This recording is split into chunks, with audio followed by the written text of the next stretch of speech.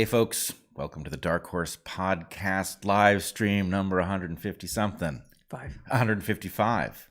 All right, it's not prime. That's easy enough to detect. We are. I'm not gonna candy coat this. We are staring down the barrel of 2023. Yeah, we are. Happy New Year, everyone. And for those of you watching, you will see that while we're in the same place, we're in a different setup here. We were done being super comfortable on our lovely sofa, but it was creating a certain amount of slouchiness. So here we are back at our table and chairs that we were broadcasting from in Portland, and it's still our temporary studio, but this will mean fewer animals on camera. We do have a dog below us here, yes, who is snoring, so you can still enjoy that, whether you're watching or listening. She's not snoring at the moment, but I'm sure she will. She's not. She is now not snoring. She was really a moment ago. I definitely. I'm hallucinating that the dog is snoring or she's snoring, which I'm betting it's the latter. Yeah, it's. Yeah, except for the fact that she's not snoring. All right. Well, maybe it's the former. Okay. All right. That's going to make this interesting. It will. Yeah, the whole episode. So today we're going to talk to you about whole food shoppers and their ethos and organic certification, and IgG4. And how mRNA vaccination against COVID seems to affect it, and the other IgG classes. They're called classes, is that right? Yeah, one IgGs 1 through 4. What we think we know now in light of a recent paper that has been published, and there's also a Lancet paper we're going to talk about a little bit today, finding a surprising rate of monkeypox in women, except not actually. So we go down that rabbit hole a bit and talk about the Lancet and just how not awesome it and other medical journals and scientific journals in general seem to be at the moment, with a few notable exceptions. I will say, although we don't have anything to talk about this week, BMJ, British Medical Journal, has been one of the beacons of light and sanity throughout COVID. And what it seems to indicate is that actually an editor-in-chief, and I don't even know his name. I don't even know if it's a he. I don't even know if it's the editor-in-chief. It's a he. I've forgotten his name. I'm not gonna guess. But like, it takes apparently one guy, and like, I'm sure there needs to be agreement to some degree, but one guy to be courageous and to stand up to stupid and stand up to bad science. And BMJ, the British Medical Journal, is doing it. Lancet is not. Yeah, I mean, we will get back to this topic, but there's also a question, the Faustian bargain, that those who try to do this the right way while remaining in the good graces of the system at large end up doing good and doing their own kind of damage by creating the impression of a middle ground that is actually a social middle ground, not a scientific middle ground. Yeah, the institutions are fine mostly. It's fine. Just get along so that you can get your word out, and it's not really working, is it? For the most part. Right. Anyway, we will return to the journal question in segment 3 here. Yes, indeed. So we follow these live streams, the live Q&A. Our final Q&A of the year will be shortly after we finish this live stream you're listening to right now. You can ask questions at darkhorsesubmissions.com. We encourage you to, if you're watching on YouTube, consider switching over to Odyssey, where the chat is live. And of course, this will be going up on Spotify and all of the audio podcast services that, as usual, after we're done here. This week in Natural Selections, which is where I write weekly on my Substack, naturalselections.substack.com, I did a highlights from 2022, which began by recalling a couple of the guest posts that I had from the Truckers' Freedom Convoy early in 2022, which was really extraordinary. We had both one of the Dans whom I published and Tara's piece on her daughter Mila. I'm reminded of, as well as a lot of other stuff there. So encourage you to go there. We of course have our store, darkhorsestore.org, with lots of good stuff. Although I sort of expect and maybe hope that many people are kind of done with buying stuff for the moment, if they did some amount of buying over the holidays. But we will recall to you that we are supported by you. We appreciate you subscribing and liking and sharing both full episodes and also clips on our Dark Horse podcast clips channels on both YouTube and Odyssey. And you can also support us by joining us at our Patreons. where you get access to private monthly Q&As. We had ours 2 weeks ago this month, so as not to be doing our private Q&A on Christmas. And they're just a lot of fun. And usually the first Saturdays and Sundays of the month, you have smaller conversations as well. You're not going to be doing one tomorrow because it's New Year's Day. So next weekend, you will be having these conversations on both Saturday and Sunday mornings. True. And new guest episode of DarkHorse out as of yesterday, I believe. Dr. Asim Malhotra. Right, which has nothing to do with Patreon, but that is on DarkHorse. And apologies that it came so late, but it's a great conversation. So also on Patreon, you can join our Discord server, where, for instance, there are book clubs that you can join and discuss with people of all sorts of demographics. And finally, of course, we have sponsors. 3 at the top of most hours that we do live streams, and we select them carefully. We really stand by them, and they stand by us, and we are appreciative for that. So without further ado, our 3 sponsors for this episode. Our first sponsor this week is Thesis. Thesis makes nootropics. Nootropics are nutrients found in nature or in the human body that enhance mental performance in areas such as motivation, creativity, mood, memory, focus, and cognitive processing. They work best when combined with taking care of yourself generally, which includes eating real food, moving your body often in a variety of ways, and getting good sleep. You're probably already using nootropic, as one of the most commonly consumed ones is caffeine. Effective nootropics allow people to optimize their focus, energy, and mood based on the demands of the day. For some people, nootropics can replace the pharmaceuticals that are often used to tackle problems like, for instance, ADHD. Thesis is unusual in the nootropic market in taking a very personalized approach. They do not assume that what works for you will work for your dad or vice versa, or that what worked for you when you were under deadline for a stressful project will work for you when you're trying to inspire yourself for a passion project that you've been dreaming of for years, for instance. When Thesis first started out, they blinded their customers to what blend they were taking and took careful data on how everyone responded to the various blends. Just as some people become alert after a cup of coffee and others can fall right asleep, so too do all nootropics have different effects on different people. Now, more than 2,500 customers and millions of data points later, Thesis has created a recommendation algorithm to predict which blends of nootropics will work best for any given customer.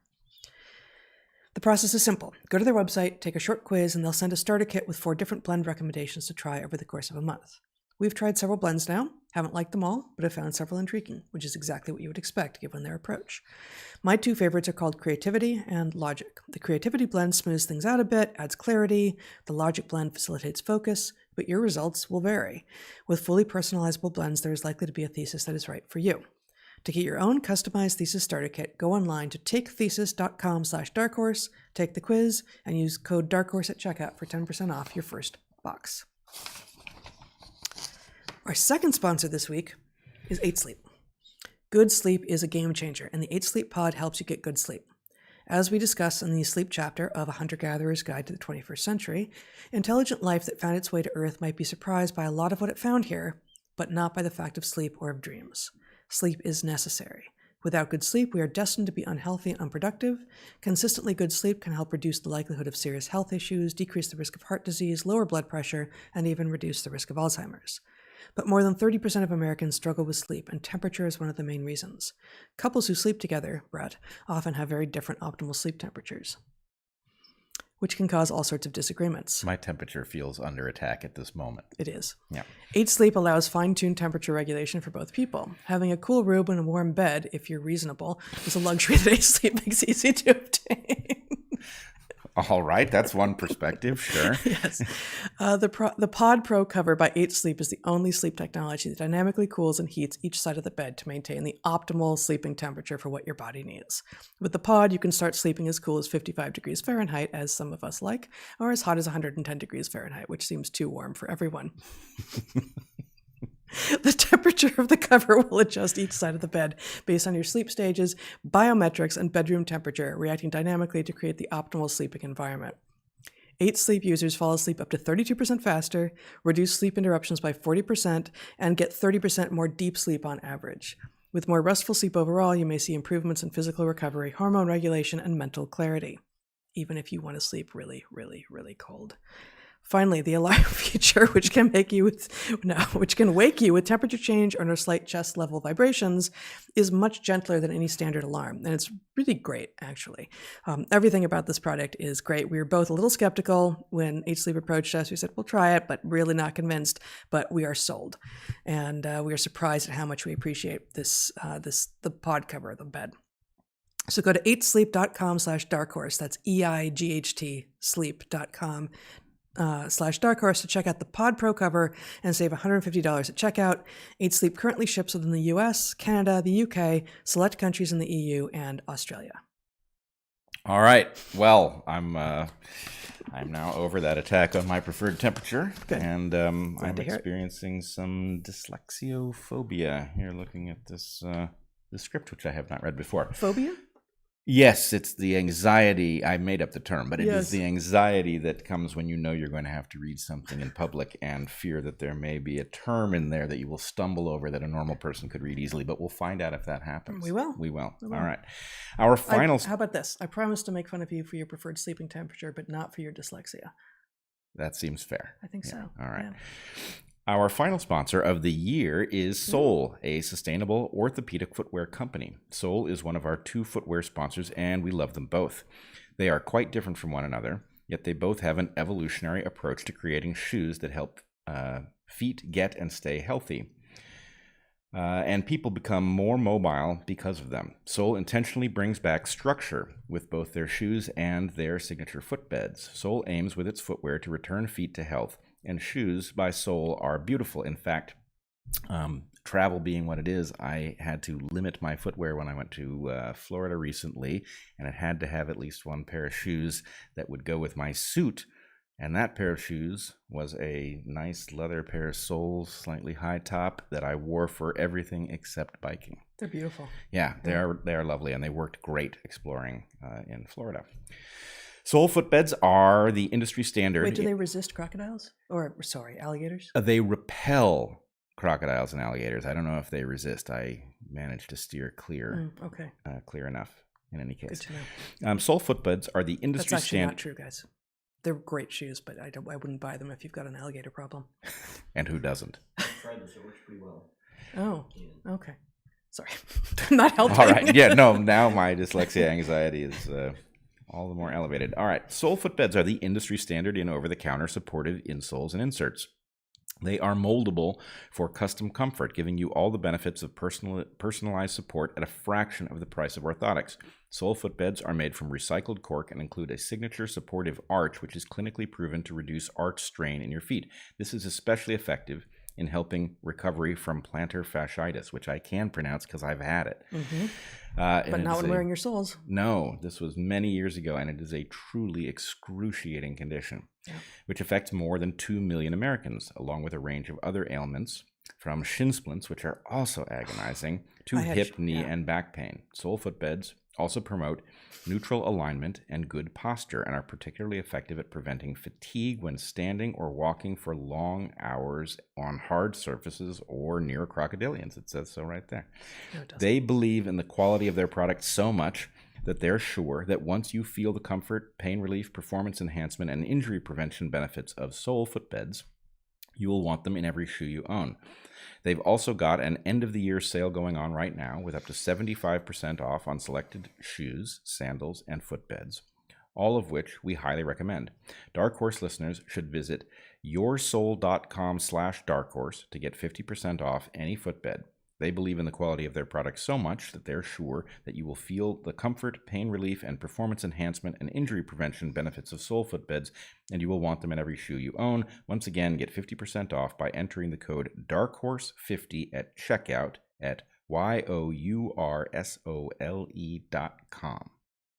Well done. Ish. The dog is snoring. The dog.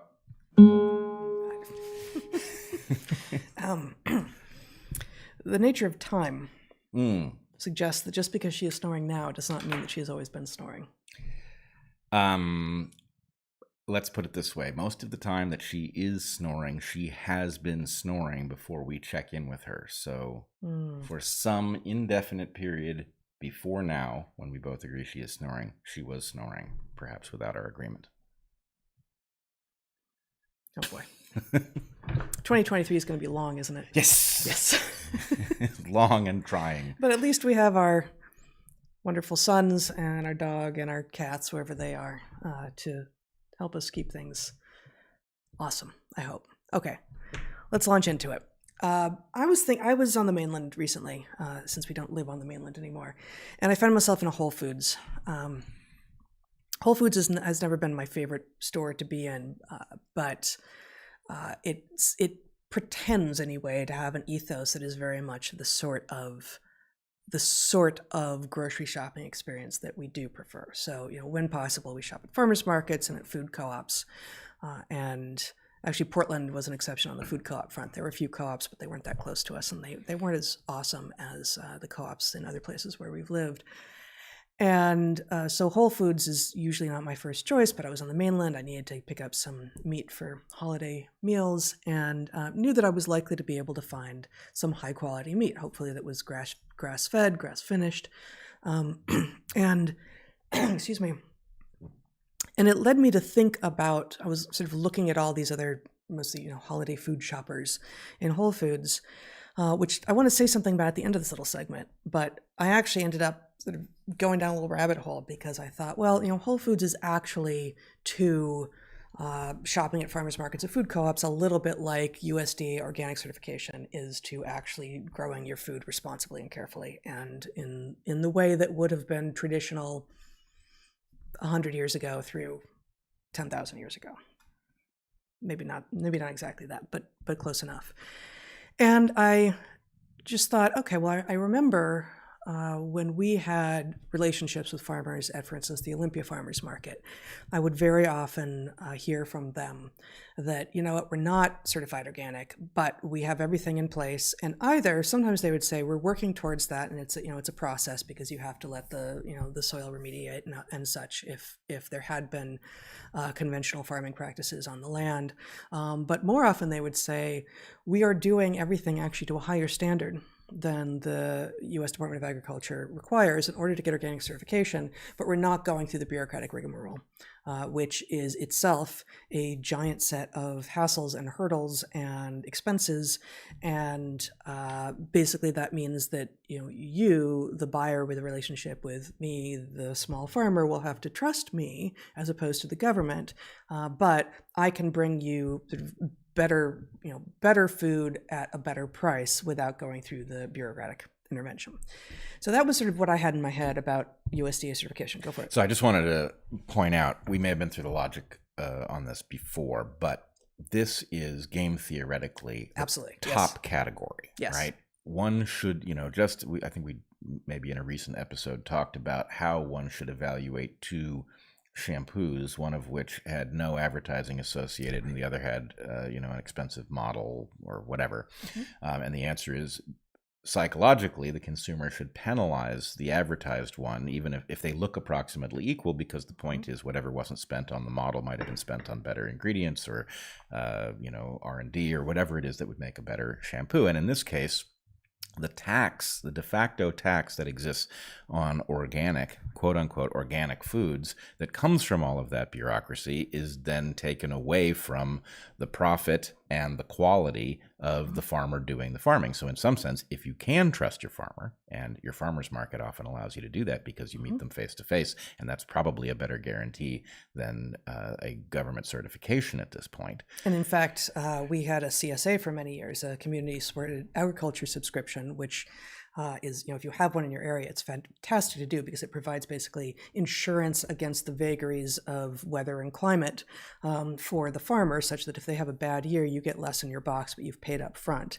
But if they have a boon year, then you get more in your box. But the CSA that we had with we biked to pick up our box every week, and we had a relationship with them, and we actually brought some kids that we were watching, including our own, a couple of years to do a farm tour. And so you can actually see if you are not in a position, either because you don't want to or because you just can't grow your own food, it's the next best thing. Yeah. And so in some sense, if you are in such a position, uncertified organic is even superior to officially organic, assuming that the trust linkage works. Exactly. I will point out, I remember from that tour, the carrot washing apparatus, which I was totally fascinated by, which is basically like a big cement mixer in which the carrots are dumped in and the water flows through and the carrots are sort of agitated and the carrots roll and all of the dirt sort of flies off them, which neither here nor there, but I thought it was really awesome. No, it was. Oh, absolutely. So as to the question that you raised at the end here of whether or not uncertified organic might actually be superior to certified organic, I was thinking the same thing. It's like, well, okay, so you don't have to buy into the bureaucratic bloat in the system, and therefore you stand to actually get better product and support your local farmers more. But I didn't know this thing that is now true about organic certification, and I didn't have time to go all the way down this road. But if you want to show my screen here, Zach, I've got a couple of these are just PDFs from websites, which I'll link to in the show notes, from USDA, U.S. Department of Agriculture, and they've got an 8-part series of posts on how you should go about getting your USDA organic certification if that's something that you're interested in. So Organic 101, 5 Steps to Organic Certification. This was posted in December of 2020. So this is, solid 9 months or so into COVID. The vaccines have just been released, are not available to almost anyone yet, except for some medical professionals. And down here we have under step 3, receive inspection. For livestock, the inspection may include inspection of feed production and purchase records, feed rations, animal living conditions, preventative health management practices, e.g. vaccinations, health records, and the number and conditions of animals present on the farm. Holy moly. Now, I thought, vaccination is possibly required for organic certification? That doesn't seem to be what I knew to be true of organic certification. So, and I know nothing about what these vaccinations are. So I went to another of their posts. This is an earlier one in their series, but they've reposted it as of July 28th, 2022. This is Organic 101, allowed and prohibited substances. Okay. And so first they say, organic standards are designed to allow natural substances in organic farming while prohibiting synthetic substances. That's it in a nutshell, what organic standards are supposed to do. Allow natural substances. We can argue all day long about what natural means and whether or not natural is inherently good. Obviously it's not. And they say things like, actually, you can't use arsenic in organic farming practices. Allow natural substances while prohibiting synthetic substances. Some synthetic substances are listed as exceptions to the basic rule and are allowed for use in organic agriculture. For instance, pheromones have long been used as an effective non-toxic way to confuse insects that may otherwise infest organic crops, especially fruit. Likewise, vaccines for animals are important disease prevention tools against many infectious diseases, especially since antibiotic therapy is prohibited in organic livestock. Now, I could not actually figure out, because then it gets very confusing and muddled, and you, I maybe by design, maybe not, maybe I'll just leave that as an open question, whether or not these several points in the USDA site that I find the suggestion that your inspection for organic livestock certification may actually include you requiring to show the receipts that your animals are vaccinated. Is that actually true? If it is true, which it seems to be, but I don't know this for sure, then the original framing of what organic means, according to the USDA itself, which is allowing natural substances while prohibiting synthetic substances, has been expanded to now be requiring some synthetic substances. Requiring substances that are created in a lab as something that is mandated for organic certification now provides even more reason that uncertified organic, where you actually depart a little bit potentially from what is required by USDA certification standards, is superior, because the fact is that in general, and this is not going to be true if you've got feedlots, if you're cramming the animals together, although those are normally not practices that are approved for organic certification anyway, that animals that are healthy, that are able to go outside, that are going to do the things that we want to be able to do as humans as well, because mostly the animals that we eat are also social. Be outside, eat the food that they were evolved to eat. All of this are not going to require the high-tech interventions that we are wanting to shove on them. All right, several questions. One, so I have not encountered this before. Yeah. I took what you read initially potentially to be about the vaccination of workers. Tell me that's not, that I misunderstood what was said. I believe that is a misunderstanding because the sentence begins for livestock. Okay. Yeah. All right, so now let's follow that as a livestock requirement. Yes. This puts a whole different spin on the shenanigans that surrounded the redefinition of vaccines in order to make that term relevant to the novel vaccination platforms, especially the mRNA platform that has been at the central of our COVID effort. Yeah. So here's the line of logic I'm seeing unfold here with, I must say, a good degree of horror. You redefine the term vaccine so that this new platform, which is a radical departure from what we historically mean by that term, doesn't create immunity. It creates, it turns you into a vaccine factory. Do you remember what the redefinition was from and to, by any chance? It's subtle, but I do believe I remember. Okay. I believe that the idea was a vaccine induces immunity, right? And that it had to be altered because these that was the original. Yeah, these inoculations do not create immunity. What they do is they induce a process in you that creates immunity. In other words, it's not the introduction of something that has antigens. Turn you into a vaccine factory. You turn you into a vaccine factory. So that's one issue. The other issue, not a vaccine factory, but effectively a vaccine factory, and in a very haphazard way. The other question surrounded whether or not they prevent the transmission of the disease, right? So in any case, the reason that this is so horrifying in the context of something like organic certification is what we learned painfully slowly in unpacking what these things actually did over the course of mRNA vaccines. Yeah. Was we learned that certain things that we were sort of gently nudged into assuming that turned out to be totally false had implications for health. So I'm thinking in particular of the substitution of the pseudouridines for the uracils in the mRNA transcripts, right? So what we were initially led to imagine was, look, we're going to inject you with this stuff. It's going to short-term cause some cells to produce some proteins that will alert your immune system, and then it will be gone because that's what happens to mRNAs. Yeah, that's what happens to mRNAs when you don't include this pseudouridine in every spot where there was a uracil. So what they did is which makes those mRNAs thus altered resistant to the mRNAases. Yeah, the mRNAases that would otherwise be destroying any free-floating mRNA in the intercellular space. Right, for lots of reasons, some of which I think will come up later in our discussion of IgG4. But the point is, okay, so now you've got a thing which is a vaccine by virtue of the fact that they changed the damn definition.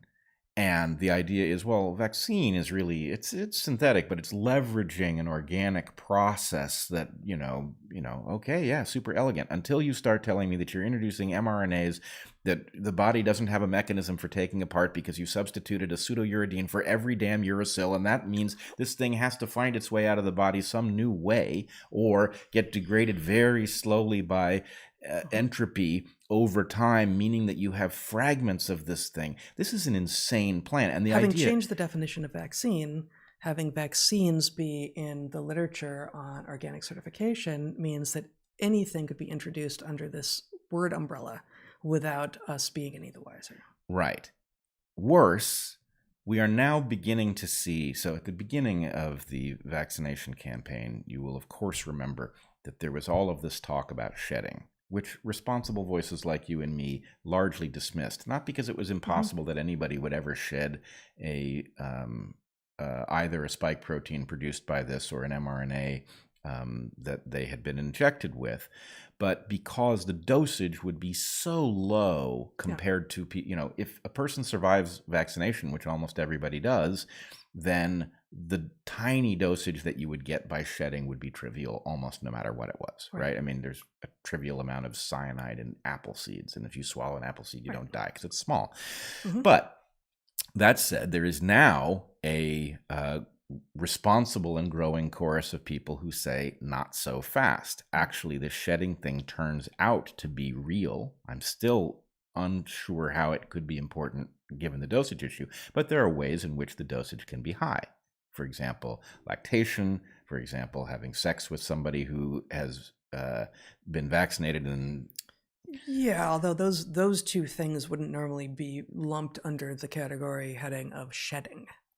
Well, I right? mean, Sexual transmission and they are infant transmission are different. They categories. are or they aren't. But the basic point is, look, there was no big fat warning to pregnant women: don't nurse your babies after you've done this, even if internally that was understood quite the opposite by the pharma companies who made it. But here's the point. Okay, so now you're going to go to the market and you're going to buy organic beef, let's say, okay, and you're going to assume that organic means something like what it's always meant, which is basically produced with natural processes, right? Would you be terribly upset if the cow that the beef had come from had been inoculated in some tried and true fashion against, some sort of pathogen that cows are afflicted with? Not really, because it would be more or less a trivial issue.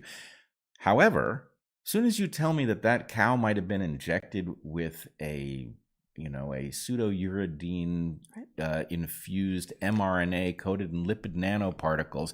And now I'm thinking, look, so I'm not saying that that's happening yet, but I'm saying it's coming. Part of what's been driving this is that this platform is lucrative because you can basically make a vaccine by swapping a sequence into something you've already built for other purposes.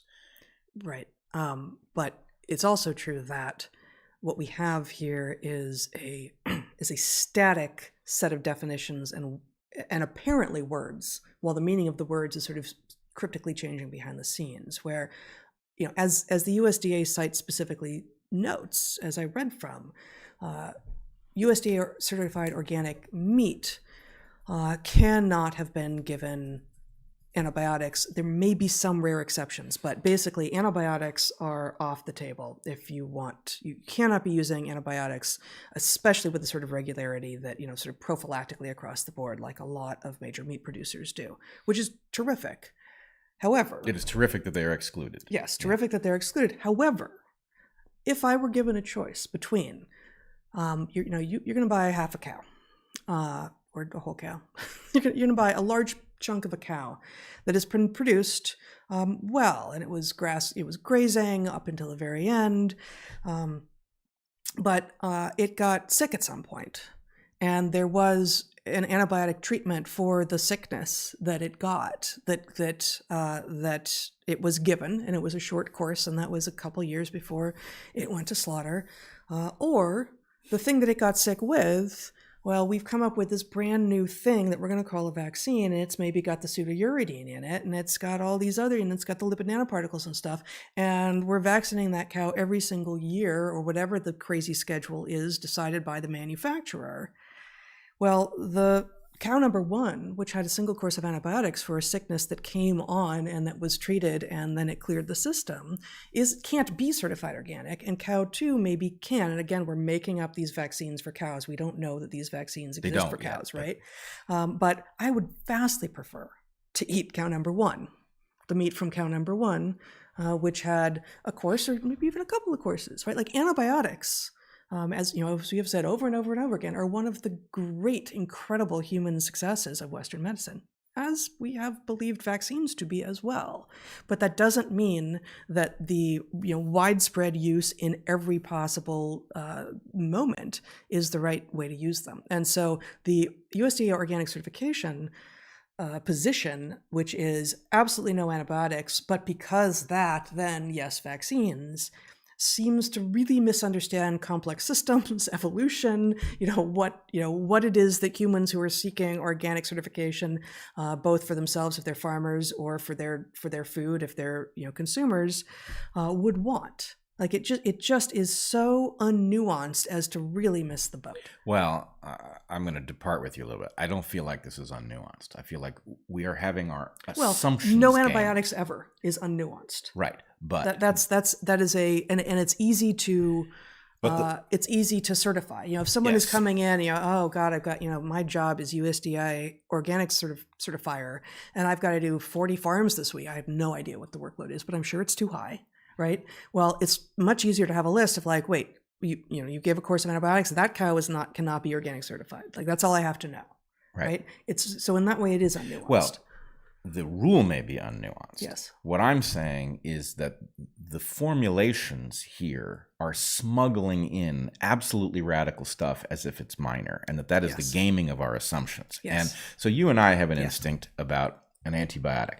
I do not want meat from an animal that was given antibiotics to increase its rate of growth, right?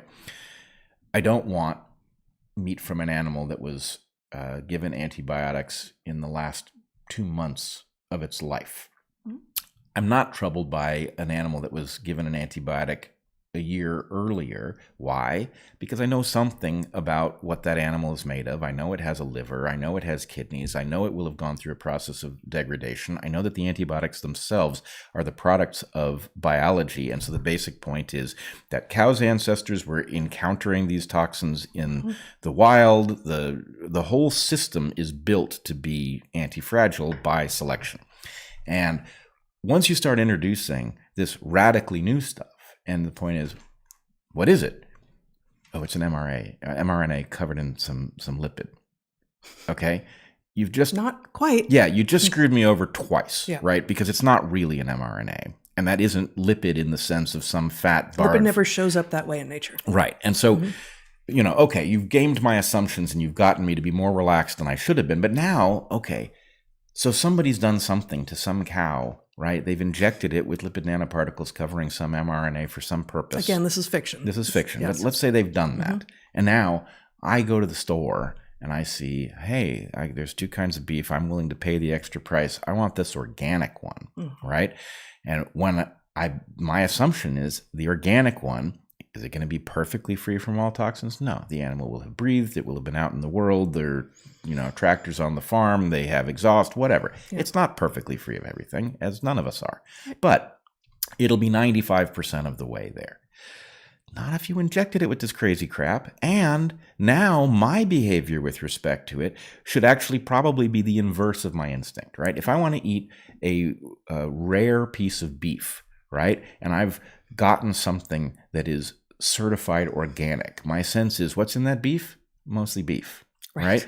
What if what's in that beef? I want cow stuff in my beef. I want it, and, if it's not, long ago we had a discussion about why I thought the pandemic might bring ground beef to an end. And at some point we want to go back to this. That obviously didn't happen. And it's worth going back through why I got it wrong, or maybe just early. And you're interested in the evolution of arboreal cows, is that it? Oh, goodness. Nice one. Yes. Not so much. Honorary dad joke. Oh, thank you. But does that make me trans? I hope not. It doesn't really matter. You identify as you want, just don't change anything. Okay. But the point is, look, enough. if you gave me a steak and you said, if I was starving and you said, here's a steak, that animal was vaccinated with mRNA coated in lipid nanoparticles, something that we now call a vaccine. My answer is, yep, I'd like it well done. Right? Why? Because you're going to at least potentially break apart some of the stuff that's dangerous to me with heat. Is it going to make a steak I really want to eat? No, but if I'm starving, I'd much rather eat it after you've cooked the hell out of that thing, right? So it just inverts the assumptions, right? Right, and that's exactly the opposite inclination for at least many cuts of meat. Some cuts of meat want to be cooked long and slow and and all this, but most of us who can afford to and are interested in forking out more money for really high grade beef steaks don't want them well done. Right. Medium rare is the usual thing at the moment, and some people go towards medium, but like between medium rare is where generally, if you're looking at a ribeye or in New York or something, that's what you're looking at, and you're saying, in this case, if you don't know what's in it, maybe at least my assumptions are out the window. Yeah. As soon as you do this. Whereas, let's suppose that your meat farmer, as we did when we lived in Olympia. Mm-hmm. Well. Okay, I don't necessarily know what they did and didn't inject the animal with if they say, well, it's uncertified organic, right? I'm doing what I should do. But I do know that if my farmer is also eating what he or she produces, right, and they are on alert about all of the synthetic stuff that we've been told is safe that turns out not to be, they probably won't have injected the animal with this stuff for their own well-being. So it might be, again, a higher level of protection there. That's right. Okay, well, to just wrap this up before we segue to talking about IgG4, the thing before I went down the what has happened to USDA organic certification rabbit hole was walking around Whole Foods with my, fam. I got a brisket, I got a prime rib, I got some good pieces of meat in my cart. But I'm looking at the clientele who, look kind of like me, right? And they got similar things in their carts. And I'm thinking, these are people who are choosing to spend more money, in part because they can, and so there's nothing but privilege in a Whole Foods, right? But they have come to the conclusion that eating food that has not been pesticided, insecticided, antibiotics, across, for its entire life, given growth hormone if it's dairy that you're eating, all of these things. These are people who have come to this decision that because they can, they are willing to spend more for such food, especially for their family, right? A lot of people will say, well, even if I'm sort of on the cusp of being able to afford it, definitely for my children, because I know that they're growing, right? This is also the demographic, though, and I don't have a chart here, but I believe that it is sort of common knowledge that well-heeled people shopping at Whole Foods are some of the people who were most adamant about getting the novel vaccines, and honestly, also about giving them to their children. So, where's the disconnect? This is a question that we've come back to over and over and over again. But I was struck by it in what felt like a new way to me, looking around going, how are you making these choices that cost you more money than they need to in order to get food that I understand to be better for me and that are better for you if they are what they claim they are, putting aside what I've since learned about USDA organic certification, et cetera. How is it that you are also the people who are yelling for mandates that everyone get this very new, very synthetic, very hyper novel treatment that actually isn't even safe or effective?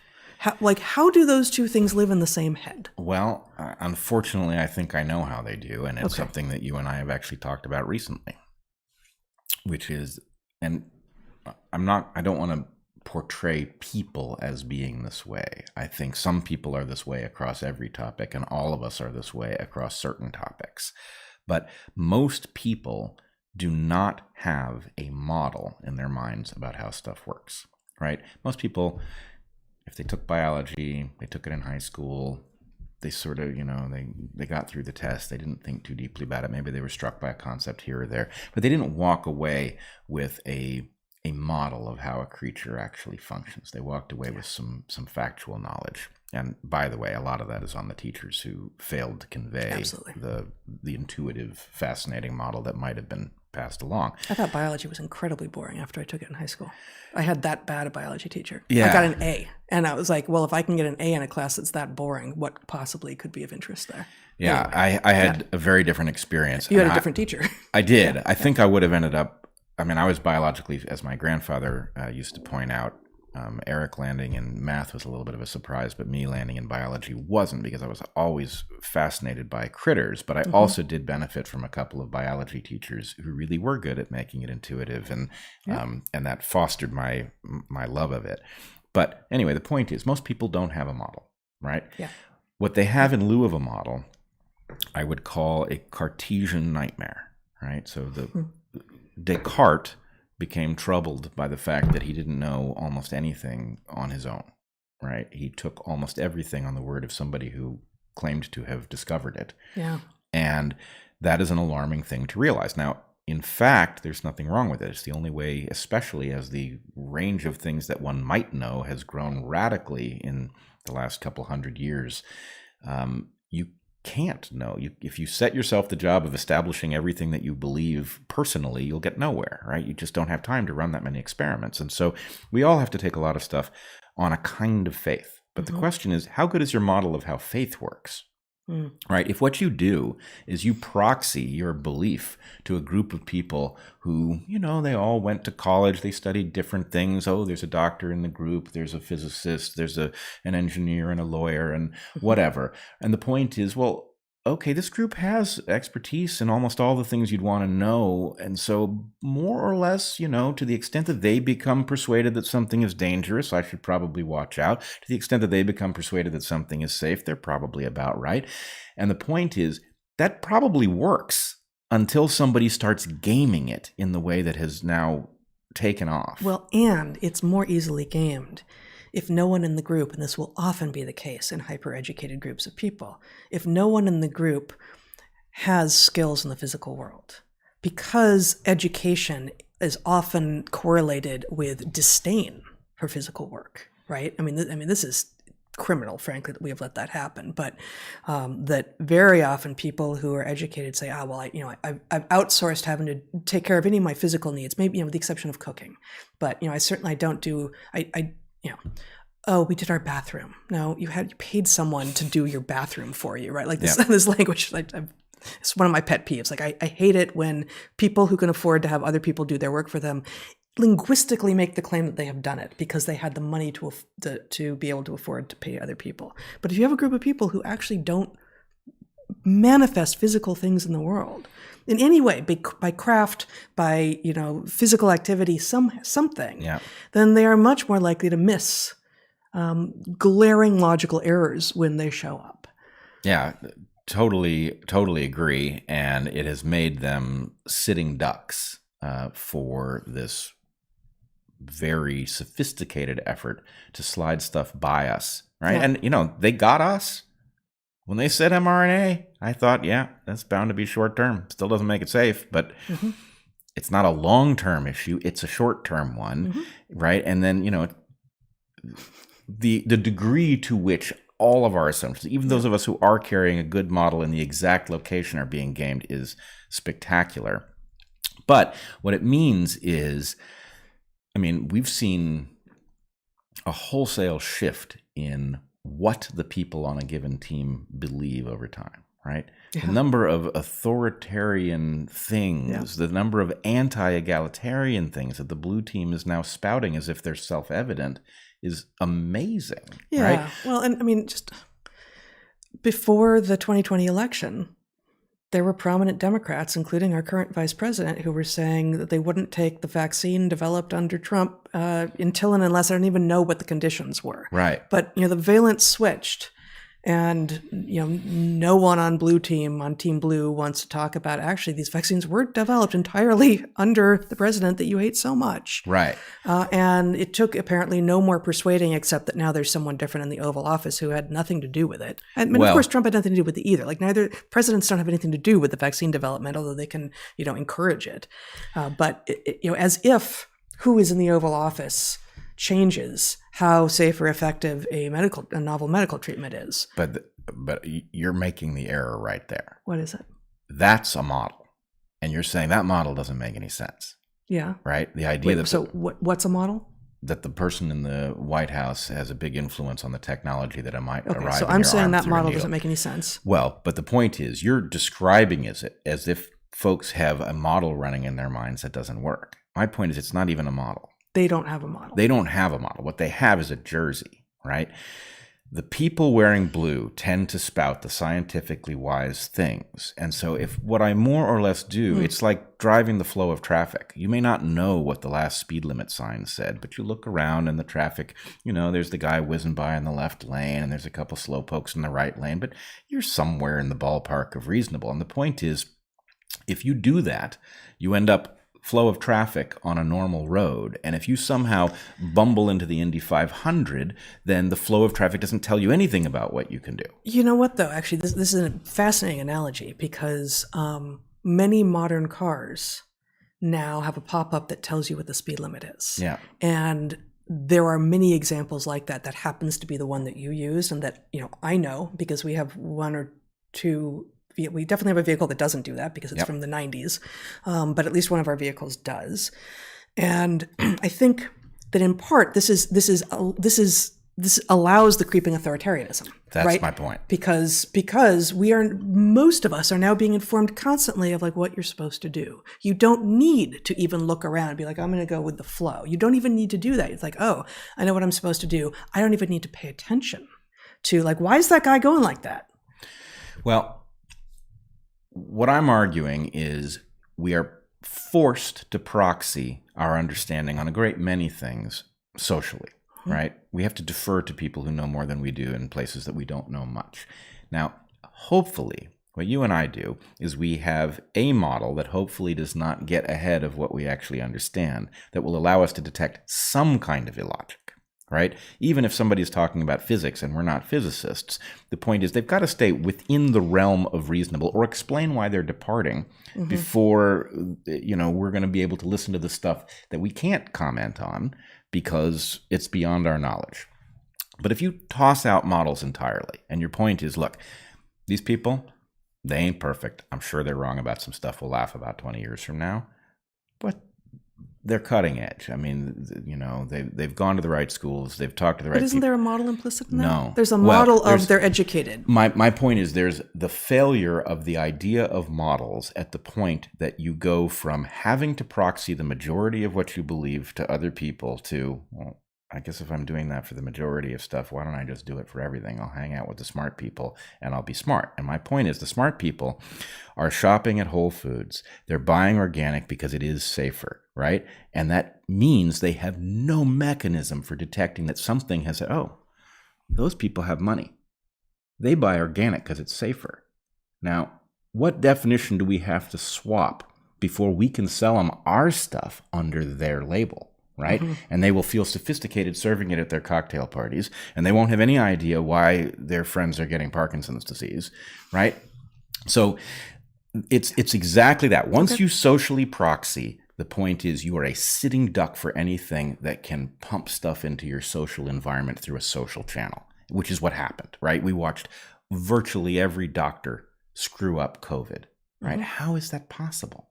These people studied medicine.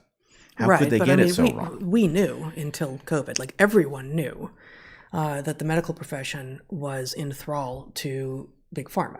Like that was a widespread, commonly understood, sort of, democratically held position. Right, well, that the junkets and the free stuff and the pharma reps showing up in the office and giving you lots of stuff and telling you the words to use to help diagnose and push particular drugs on particular patients who showed up with things that maybe you couldn't diagnose, but probably it's this. Oh, and of course, if you give them that, then you're going to need to give them this for the side effects for that. And like this was all known. Yes, but but now like you say anything about that, it's like oh, you're one of those people. You're one of those people. But like, we were all talking about this 5 years ago, 10 years ago, 15 years ago. We were all talking about this. Right. But the problem, I don't know how to convey it, but the problem is we were all talking about it using a common language. But there are two species using that language. I think there's more than that. They're broadly speaking, you got people who are running some sort of a model. Sometimes it's crude, sometimes it's misinformed, but at least it's a model. Right? The model tells you when something that is complete nonsense has been pumped in because suddenly your model throws an error. And it's like, well, that can't be right. I mean, people watch this happen on our channel in real time, right? What was the error that we couldn't get past? They kept telling us this stuff was safe, and there's no way on earth they could possibly have known it. Yeah. Right? Yep. So it was that. It was like, okay, some social thing is broadcasting from every speaker in the house, from every periodical. This is safe. And I can, on the back of an envelope tell you why that can't be true. Well, and I guess we see this too on the other side. We've seen it personally where, I care less and less about the labels of left and right and Democrat and Republican. And I just liberal, conservative, they just mean almost nothing anymore, right? But for a while, it seemed very important because it was true. To be repeatedly saying, nope, still liberal, still progressive, actually politics haven't changed in the wake of Evergreen, for instance. But our understanding of who is doing what on behalf of whom is changing. And a lot of people on the right, people who, were also still using those labels at the time, many of whom have also stopped, would say, no, you're conservatives now. Yep. And the response that both you and I gave independently in many venues was, no, not a conservative, because your definition is about who you're hanging out with. Yep. And this is a political position, not a social position. And this actually really failed to compute for a lot of people on both sides, but we happened to run into it failing to compute for people who were lifelong conservatives. So like, no, if you're talking to me and we're getting along, then you must be conservative. It's like, just because we're friends doesn't mean that we are the same thing in every regard. Like the social reality doesn't create the other reality. And I do think that this actually is a misunderstanding across domain. Yep. No, you found the exact proof, right? Because to say you're a conservative because you believe in these things as I, a conservative, believe in them, is this social proxying. Mm-hmm. And the point is, look, no, there's actually an epistemology. I can show you how I know I'm not a conservative, despite the fact that I agree with you that a bunch of those things that you're defending need to be conserved. It's not that there's no conservatism, but the point is, hey, guess what? We can't stay here. We can't continue to do what we're doing. We need progress to save us. That's why I'm a progressive, right? Mm-hmm. It's that simple. So that's a model. Yeah. It's not, we could go into much greater depth, but the point is that's a very simple model, and it allows one to parse the speech.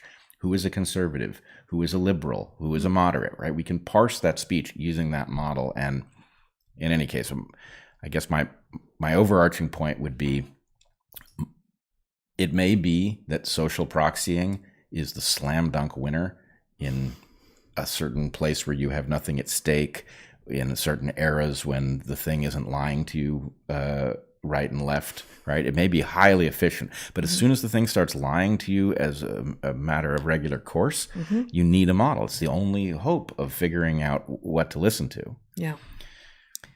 Okay. If you would show my screen here for a moment, this is our segue to what you were hoping to talk about. This is a tweet from Health and Human Services, hhs.gov, the official government Twitter account. Wow, official government Twitter account. Yeah, what an era. Yep. It reads, if your last booster was before September, so this is from December 16th. If your last booster was before September, you should protect yourself and those you love with an updated COVID vaccine.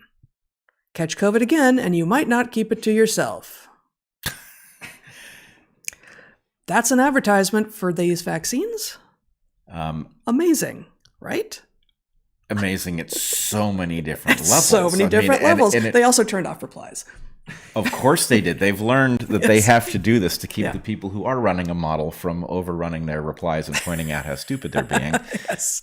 Because people can be so mean. People can be mean. But I mean, that just proves how much insanity you can jam into a tweet if you're really dedicated to it. Oh, man. Right? Because yeah. it's These not people are like working these hard. things block transmission. And the whole idea, the word should in that tweet, if you were past however many months, you should get a booster. Yeah, 3. It's 3. I didn't see any age stratification in that claim. Nope. It's all yous. Any you. If you're a you should get a booster, right? That's just insane, right? That there's no defense for this. There's obviously no model running behind that other than how can we fool them? No, and you should protect yourself and those you love, because if you don't, maybe you don't love them as much as you think you do. Yeah, it's about love. Love is the answer, and it comes in a syringe. Oh, God. Yeah. Well, sorry about that. Okay. Well, that seems like a perfect. Lovely place to move over into talking about this result, the science paper, right? IgG4. Yep. Okay. So many people will have heard IgG4 suddenly emerge into public consciousness. And I thought the best thing for us to do was actually try to provide kind of a basic, I don't want to say a course, but a mini crash course in how to understand what's even being discussed so that you can build a model that will allow you to understand what its implication is for example, your own decision to get one of these boosters or not. Okay, so you're going to start at the beginning, or do you want to show the paper? Might as well show the paper. I've got it up if you... That's not what All right, we are going to show you the paper. So this showed up in Science Immunology on the 22nd, I think. I don't remember. Yeah, the 22nd. 22nd. So what this paper talks about, after oddly proclaiming the obvious value of the mRNA vaccines, what this paper discusses is from what I understand, highly unusual shift in the subclass of antibody that shows up in people who have been vaccinated with the mRNA vaccines after their third dose. Yeah, so there's my screen should not be on for this, but there's a figure. Yeah, can you take it off so I can just find figure 1 here? Figure 1 is pretty clear, although I'm just going to show part C of figure 1 here. So this is what you're talking about here, the longitudinal analysis of vaccine-induced antibody response with IgG1, in pale blue, IgG2, IgG3, IgG4, the other ones. And what you see is basically after the, I don't remember what FU refers to here. There's so many little acronyms in this paper, but basically you have 89% of IgG1 response after the first, or maybe it's the second dose of the mRNA vaccine. And by the time you're at again, I don't remember if it's the fourth or anyway, after a booster or two, you're down to 73% IgG1, and whereas IgG4 was almost non-existent, almost untraceable after your first doses, by your second booster, I think it is, you've got almost 20% IgG4 production. Right. So what I want to do is first just translate this into English and then help you understand why it is that the heterodox people are freaking out about this result. And I don't think the freak out is unwarranted. I think this really is a dramatic and important result that we need to understand. Okay. First thing to understand, so we can take this off. So you can just talk. Is that Ig, as in IgG and IgG4, means immunoglobulin, which is a synonym for antibody. So if you've been hearing about antibodies, this is a class. This is really IgG4 is a subclass of antibody. There are major classes of antibodies, which you may have heard discussed during the pandemic. There's IgG-A, which is specific to mucosal reactions. One of the critiques people will have heard of these vaccines is that you're vaccinating people in the arm for a respiratory virus, and it turns out that there is a profound impact of where in the body your immunity is, right? So if you're going to get a cut and tetanus is going to get into your blood, right? You want your immunity in the blood where the pathogen is going to show up so that the immune system can shut it down before you get sick, right? If you're going to inhale the thing, right, you want your mucosa to have the antibodies if your response is antibody based. And so anyway, where the response happens, it has something to do with the main classes of antibodies, Igs. And there are subclasses. So IgG is one of the major classes of antibodies involved in shutting down pathogens. And they do this in various ways. I think we've discussed it here before. Antibodies have that familiar Y shape. The tips of the Ys, right? The tips of the Ys have a very unique electromagnetic conformation that sticks to something specific. Right? So you have these things basically floating around waiting for the inverse set of magnets. And when they land on them, something happens. And that something can be that the antibody sticks to the something and just gums it up so it can't do its job, right? Like imagine that there were tanks invading your country and you had a giant silly string gun that just glued up the tank, right? And the point is, that tank is not a tank anymore. It can't work. It's too full of gum. So anyway, there are antibodies that just stick to stuff and cause it not to be able to do its thing, right? You can imagine if you gummed up the spike protein on coronavirus, that coronavirus can't use the spike protein to get into the cells. That's the idea, right?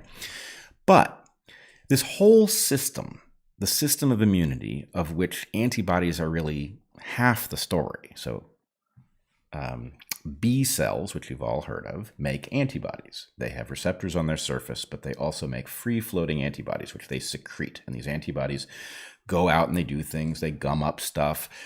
They can also stick stuff together and signal something called a macrophage to come and consume it and destroy it. Anyway, it's a multifaceted response to pathogens. But the whole thing depends on an underlying principle called self-non-self recognition.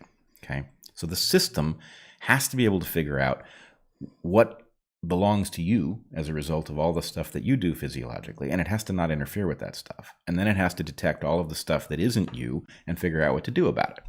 Now, in general, the system starts out by recognizing molecules that you yourself don't make that look biological and assuming that they are hostile, right?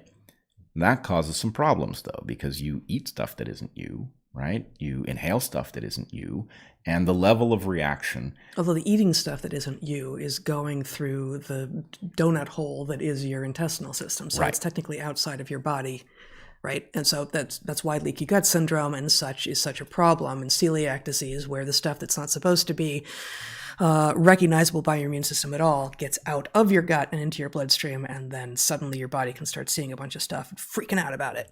Right. So there's all kinds of stuff about your epithelium keeping the stuff that's not supposed to be exposed to your immune system outside of you, whether outside of you as in your alimentary canal or physically outside all of you.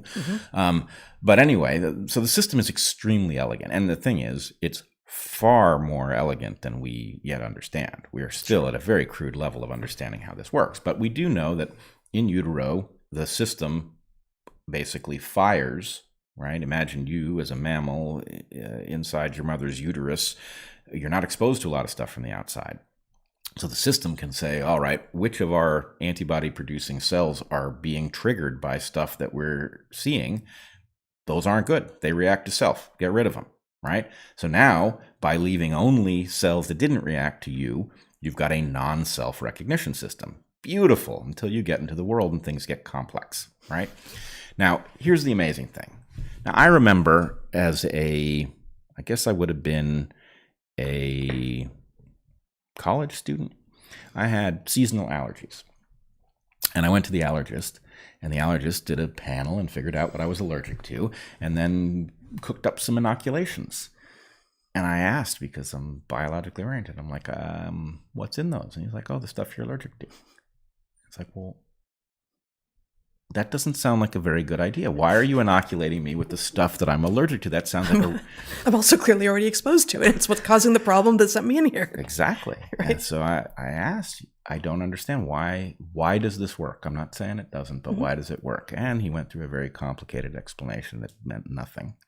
In other words, they didn't really know. Okay. Did he think they knew? I think he kind of thought they knew in the way that doctors sometimes think they know, but they're out of their depth. And I'm not arguing that is in and of itself. Sure. Thinking you know is bad, but doing something that works, even though you don't know why it works, that's not inherently wrong. And that's how medicine functioned, right? You understand stuff a lot before you understand exactly why it functions the way it does. But anyway, I was alarmed at how little seemed to be understood by, somebody directly in the field. Well, it turns out, you did not take the inoculations? I did, and then I stopped. And actually, that's right. My allergies went away years later, I think because I changed all sorts of other stuff that had to do with a general inflammation problem that was causing me to be exposed to many more antigens than I should have been. But to make a long story short, self-non-self recognition is established in utero, but then it is maintained by a very elaborate system that modulates immunity. Now, here's the punchline of that story. IgG4 is a subclass of antibodies involved. I'm not saying this is all it's involved in, but it is involved in the downregulation of immunity, right? So imagine that you face some molecule out in the world and you're overreacting to it, right? That's bad, right? That causes all kinds of problems. And one thing that the body can do is it can update its understanding of what is hostile and what isn't hostile, and it can cause you to not react to something, right? It's like, look, by analogy, you have a panic response. Your panic response is presumably there because a certain number of ancestors have survived something frightening and then left offspring as a result of the fact that they panicked appropriately, right?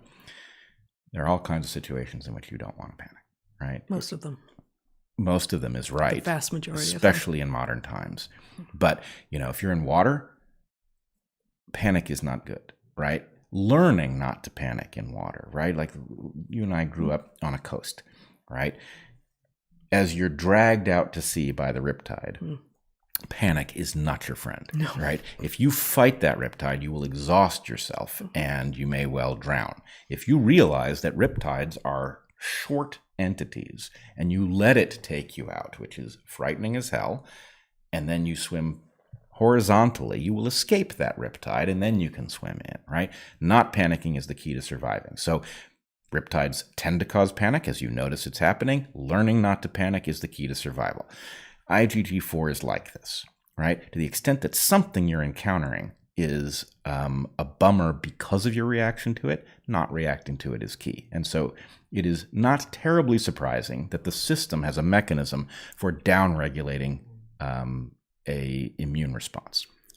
So I don't want to jump ahead here. Yep. But as I understand the paper, I've never made a claim to be an immunologist, and I don't know as much immunology as you do.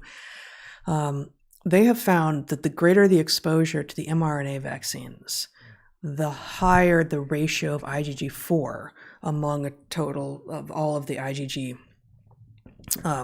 cohort that your body is producing is, which, given the piece of information you just added to the discussion, means that your immune system is being tamped down, potentially, the more boosters you get.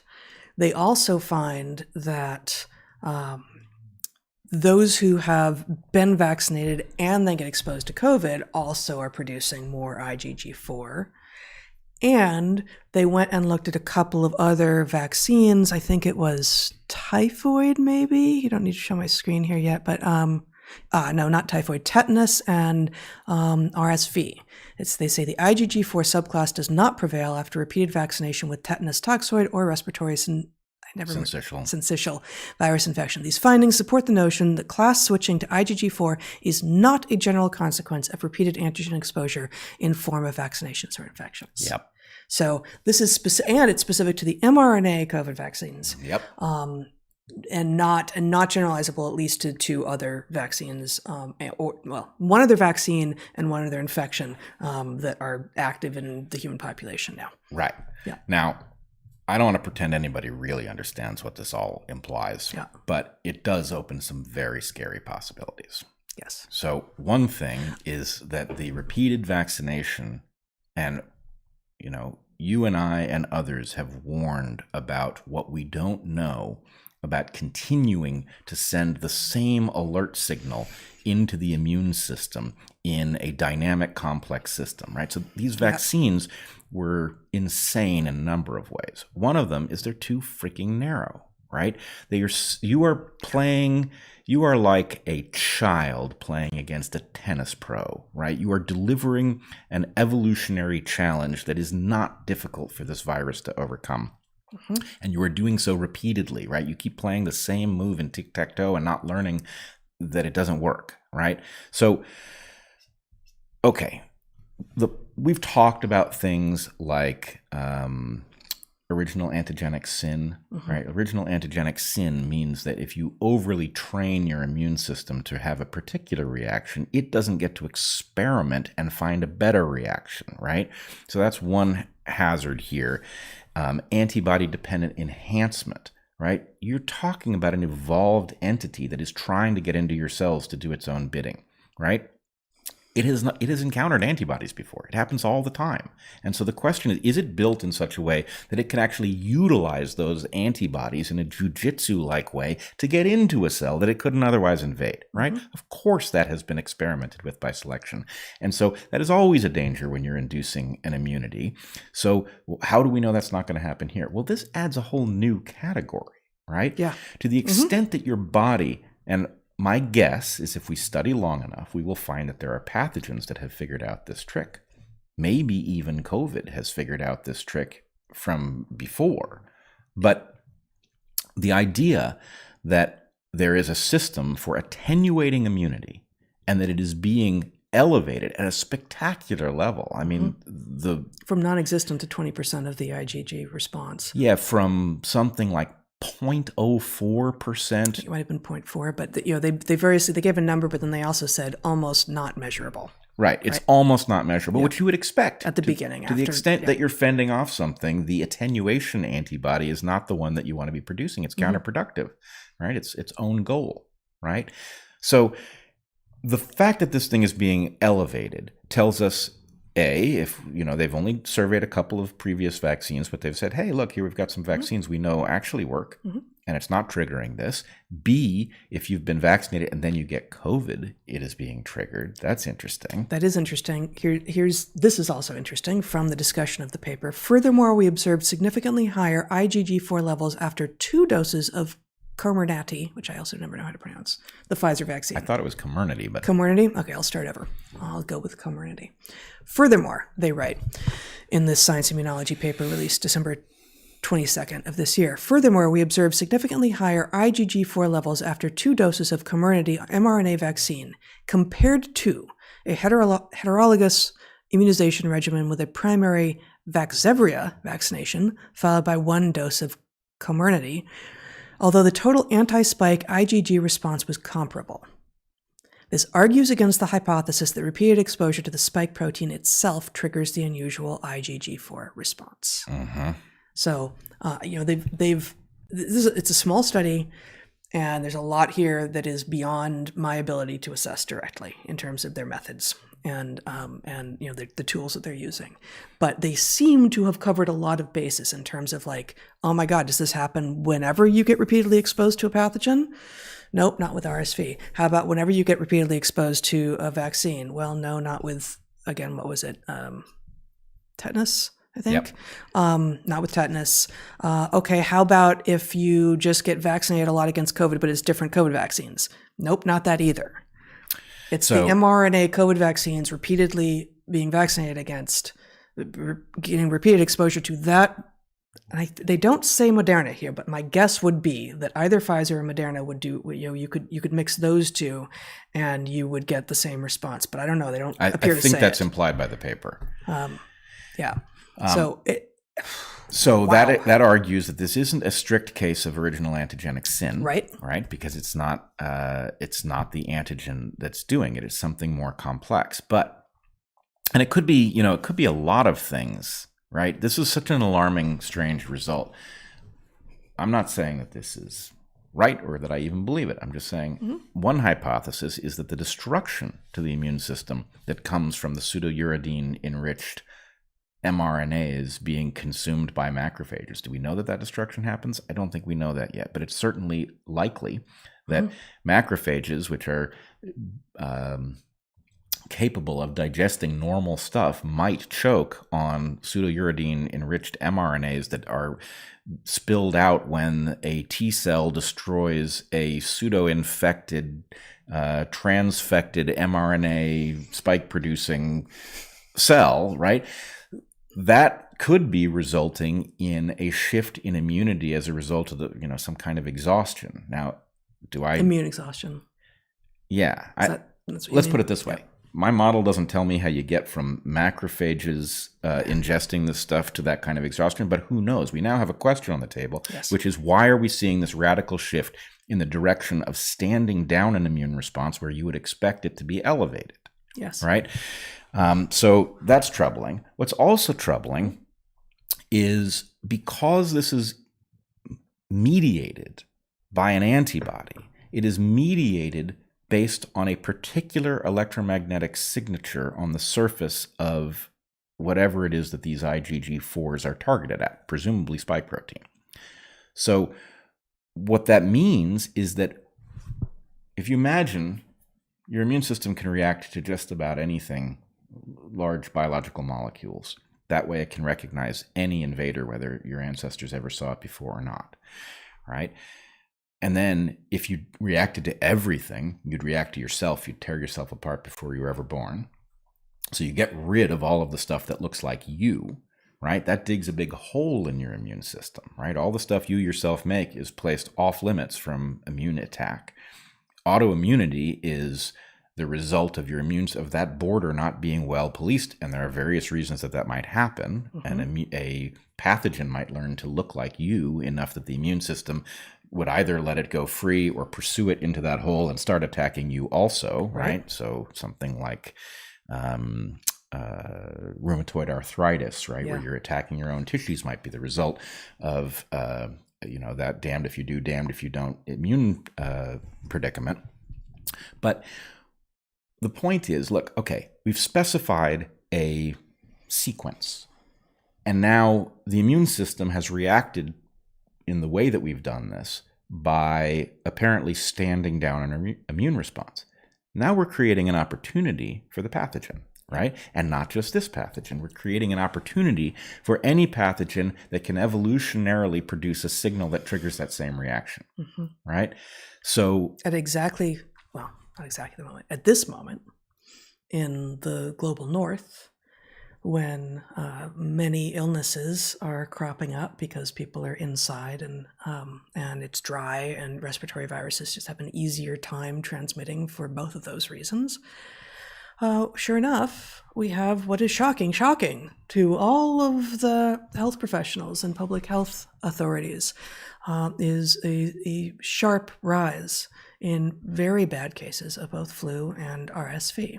And your point is, given, if this paper holds, if the result in this paper published a week and a half ago in Science Immunology holds, and it turns out that the more exposed you have been to the mRNA vaccines against COVID, the more likely you are to be basically having your own immune system tamped down by your immune system itself. You may well be more susceptible to not just COVID, but to all the other stuff out there. Yes, you are, at least, and worst of all, because we jumped in with both feet and vaccinated, billions. Everyone who was willing. Billions of people worldwide. And many who weren't. I don't know what fraction of that billions got an mRNA vaccine, but let's say it's 1 billion people. A majority, yeah. I think. Well, actually, I don't know. Well, Russia and China. China used a very different I don't know. thing. So I don't know what the answer is, but let's say it's 1 billion people. Nothing is dependent on the exact number. Okay. What we've created is a gain-of-function experiment for the other viruses that we weren't tampering with to see whether they can figure out this formula for escaping immunity. Right. So, look, you and I used to say all the time, I don't know why we stopped saying it because it's been the message all along, but we used to say all the time, welcome to complex systems. That's right. Welcome to complex systems is our shorthand for you are dealing with a system you don't know nearly enough about to make any sort of a radical change and think you know what's going to happen, right? To the extent that you are deploying a new vaccine, you don't know, even if it's a traditional platform vaccine. We've seen this go wrong before, where people have released a vaccine that was made in a traditional way and it had unforeseen impacts. The idea that you could get away with speeding up the development of some radically new platform of vaccine and assume that it was going to be without major harms or impacts was never made any sense. And here what we're seeing, I think potentially we're seeing a couple of different contributing factors. We've got the immune system is a complex system. Inside a person, a complex system. Inside a society, a complex system. Inside a pandemic, a complex system, right? That is a nightmare from the point of view of predicting net impact. Yep. We are now looking at a population level change that may have severe implications, not just for this pathogen, but for others. So that's one lesson, is this is human biological hubris coming back to us in the details are shocking. The fact of us having been this wrong cannot be shocking. That was foreseeable. But the other thing is... Us being the public health apparatus. Yeah. Humanity, what we net did was insane. The other thing is you and I used to take a lot of crap from various people over the question of lab leak and whether or not it, quote unquote, matters, right? There was a whole midwit kind of conclusion that, well, there's a lot of that going around. so much. Yeah, the midwits have definitely had their day. But their perspective was... normal distribution of wittery. Yeah, right. Their perspective was, look, wherever it came from, it's here. Mm-hmm. Let's deal with it. And the answer, what we have said from the beginning is no. What you did to this virus has implications for everything. It has implications for what we should expect it to do, for what we should expect it to be capable of. It has implications... how it will respond to various treatments. How dangerous it is, and how good your model is of predicting that. So here's another place, right? We've been dismissed as... will it evolve into lower virulence over time, as all the other viruses tend to do? Not all of them, but most of them. Well, maybe. Right. But this is the first of its kind. This is the first of its kind. And... also, how much you can infer about how dangerous it is from the case fatality rate, right? Our point has been, look, this disease, as much as it's not all that deadly, is very destructive, right? It is very destructive across a wide range of organs, which likely has something to do with the protocols that its ancestor was exposed to in Wuhan, right? Yes. Where, for example, caged animals did not have to function in order to pass it on, right? A mink in the wild that gets sick with the virus has to function as a mink in order to pass on whatever disease it has. So the disease has an interest in not making the mink dysfunctional. If you've caged a bunch of ferrets together so that they're slobbering all over each other, losing their ability to smell and therefore feed themselves, but it doesn't matter because they're eating ferret chow, right? The point is you have created an environment in which a pathogen does not need to worry about damaging tissues that don't help it because it doesn't matter, right? So did that... it's the evolution of sloppiness. It is an environment that is highly tolerant of sloppiness. And so what we are now looking at, look. Yeah, this is not a precision pathogen. Right. It seems very precision, like a spike protein. It's, we got to target this thing, and it's the thing that may be really, causing a lot of cellular damage. But it causes such widespread damage in so many different systems and ways. And yes, the CFR, the case fatality rate, is probably not, we were saying from the beginning, is probably not, and I would say now definitely not the indicator to be using to assess whether or not this is a dangerous virus. Look at excess mortality over time. Here we go. Yes. It's not looking good. Yes, and actually one of the, I was reading a blog post, not on Substack. Very surprising to see any blog post not on Substack these days. But you want me to show it? Yeah, you want to show it? Radagast? Yeah. Anyway, this is... what you just said. Radagast is the guy who wrote it, who actually strikes me as a very interesting author. He did a good analysis. I don't know it, and I can't see it yet. Yeah, but anyway, it'll pop up here. Why was I raising him? I don't know. You have blog posts, not on Substack. Written trial. The only way to deal with an unfree world is to become so absolutely free that your very existence is an act of rebellion. Cool. Why were you bringing this up? I do not know. This is the first time I've seen it. I can't remember exactly. It seems to me that I think it's a he. His analysis is excellent with respect to the complex systems point, right? He does not overly interpret what we have just learned, but he sort of speculates responsibly about it. It's a very good post. I would also recommend. You want me to show the other one? Yeah, Jessica. Hold on just a second. After mRNA vaccination, the immune response against spike is shifting to IgG4. So that's just a summary of the Science Immunology paper we were just talking about. Yeah. Okay. Yeah. I can't remember exactly. It'll come back to me, I'm sure, but I'm sure it will. But I don't have it. But I would also recommend Jessica Rose has done a number of pieces. She has actually been quite good on the question of attenuation, but also on the question of pathologies that may be arising from this. I would advise real caution here because the fact that IgG4 is known to be associated with something like the development of cancer doesn't really tell you what role it's playing, and therefore we can't leap to conclusions about the connection between certain things. Can I just say before you go on, I've not seen this post before, but I'm looking at it, and for those just listening, she starts the very beginning of the article, which she titles IgG4-related disease means fibrosis and organ destruction that leads to death eventually. The article begins, let's get some definitions out of the way. She defines fibrosis, connective tissue, collagen, type 1 collagen, and presumably more. And just that, starting with that right up front so that the reader can, if they don't already own those terms in their head and they can read them without having to refer back, they know exactly where to find them. And compare that to the Science Immunology paper, which I think was well done. But I ended up highlighting all of these acronyms through it just as a way, like the first time they would use them, I can't keep track of all of this. Yeah. And so, this is not necessary. This is not new.